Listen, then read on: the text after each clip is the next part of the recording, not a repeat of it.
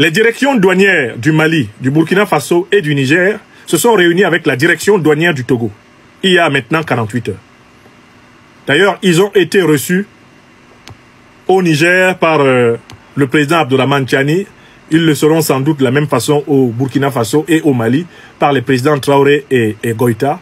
Le président Goïta étant le président en exercice de la Confédération de l'Alliance des États du Sahel. J'espère que vous le savez.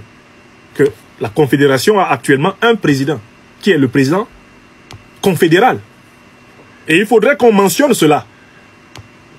J'en profite pour le rappeler aux communicants des 3 pays de la Confédération. Quand on parle de la Confédération, quand on parle du président Goïta pendant 1 an, on doit dire le président confédéral.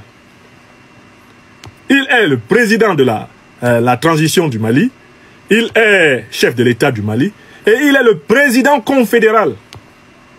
Président confédéral du Mali, du Burkina Faso et du Niger. Président confédéral de l'Alliance des États du Sahel. C'est lui, pendant 1 an. Il faut que ces écritures-là passent pour que les Africains s'habituent au fait que nous sommes capables de dépasser ces histoires de frontières pour nous assumer comme confédération et bientôt comme fédération. Bon. Mais je reviens ici à l'affaire. La rencontre aboutit à un accord douanier. L'accord douanier qui va créer une continuité de zone entre le Togo et l'AES. De telle façon que les marchandises qui arrivent au port du Togo seront traitées comme les marchandises togolaises qui arrivent au port du Togo. L'esprit de l'accord dont j'ai commencé à lire le contenu, c'est ça. C'est que les marchandises de l'Alliance des États du Sahel qui arrivent au port de Lomé seront bientôt traitées exactement comme les marchandises togolaises qui arrivent au port de Lomé. C'est-à-dire qu'il va y avoir une continuité douanière très forte entre le Mali, le Burkina, le Niger et le Togo. De telle façon qu'en fait, les hommes d'affaires maliens, burkinabés, nigériens qui passent par le port de Lomé, eh bien au port de Lomé seront comme s'ils étaient au port de Niamey.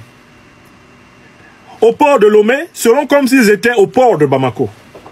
Au port de Lomé seront comme s'ils étaient au port de Ouagadougou. Est-ce que vous comprenez? Parce que la recherche d'une continuité douanière va créer une osmose économique. Voilà pourquoi je le traduis en langage géopolitique en disant que la Confédération de l'Alliance des États du Sahel a désormais un port naturel, c'est le port de Lomé au Togo. Elle vient de briser officiellement et durablement son enclavement à travers cet accord. Oui, puisque les marchandises peuvent entrer et sortir maintenant en permanence avec le moins de complications possible. Ce ne sera pas la même chose que ce qui se faisait, par exemple, avec le Bénin, où les marchandises, quand elles arrivent au port de Cotonou, étaient traitées comme des marchandises nigériennes, des marchandises à part.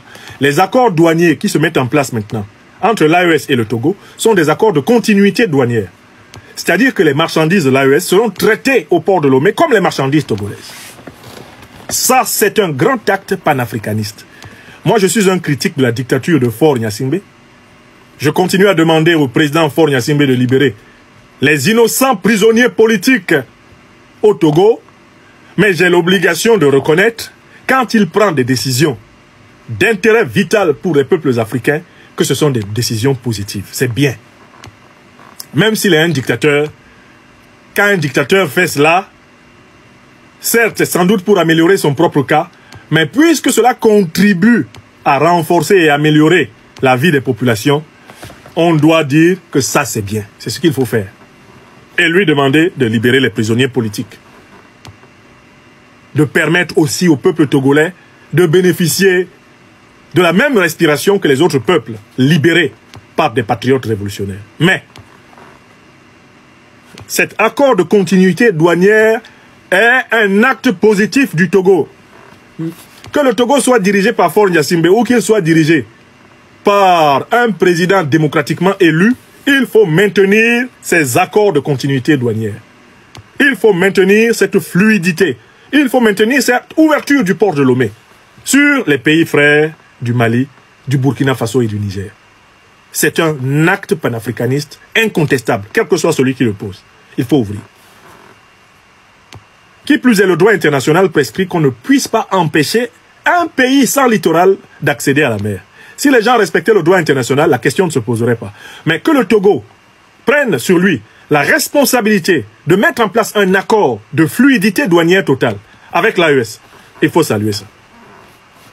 Nous restons critiques envers la dictature togolaise, mais nous saluons l'accord de fluidité, l'accord de continuité douanière qui est mis en place avec l'Alliance des États du Sahel.